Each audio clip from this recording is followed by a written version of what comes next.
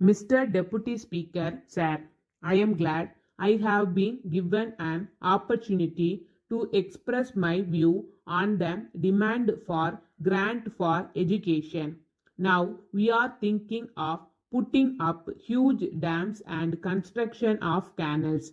There is no doubt that these amenities will increase human welfare, but at the same time, we must see that opportunities are given to our children to rise to their fullest heights.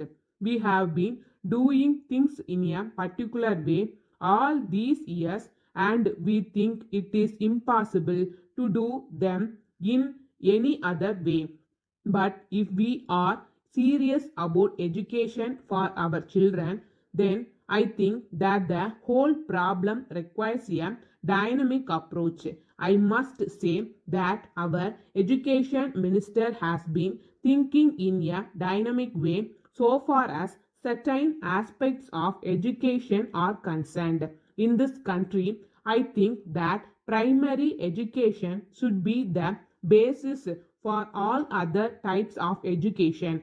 I would like to point out that it is a big problem to tackle. I am glad that a committee has been appointed to go into the question of primary education in the state and to suggest ways and means of tackling the present situation. I hope it will make recommendations which will enable us to solve the problem of primary education speedily in this state. There is another aspect to which I would like to refer. It has now become a fashion for us to say that the standards have gone down. I should like to know who has been responsible for the fall in standards. The education department is supervising educational activities. I have all praise for it. I know that all educational institutions are today manned by trained teachers. Some may say that the fault lies in the raw material. It is not at all correct. I am sure that the children of today are much better than the children on the old days because they are brought up in an atmosphere of freedom. So it is the responsibility of this house to find out the reason for the fall in standards and to rectify matters. In the matter of education, I must bring to the notice of the government that there is a tendency on the part of private managements to think of education as a business proposition. I hope that the education committee will look into this also. So far as the municipalities are concerned, a large part of their income is being utilized for elementary education. If the government take over this responsibility or find funds for running these institutions, it will enable the municipalities to provide other amenities to the people.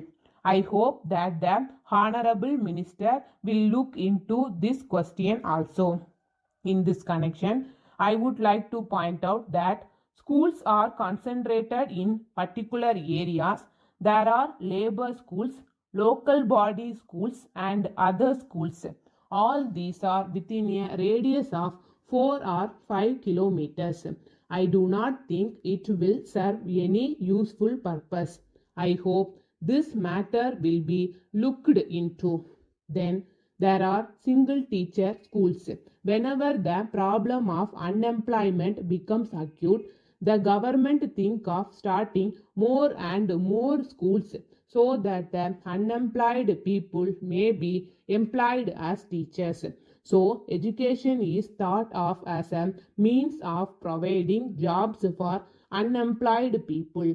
So there is need for a basic change in the approach of the government to the problem of education. I hope that even primary school teachers will be selected on the basis of a competitive examination so that we may have good teachers. Letter from the National Paper Company, Lucknow to Messrs. Madhavan and Company, New Delhi. Dear Sirs, we thank you for your letter of the 4th instant. You have requested us to supply you some quantity of good quality paper. At the same time, you have stated that you will pay the cost of the goods within 30 days of delivery. While we have no objection to supply you the goods as desired, we would like to tell you that we will not be able to give you credit facility unless we have definite information about your business standing since you are a new customer.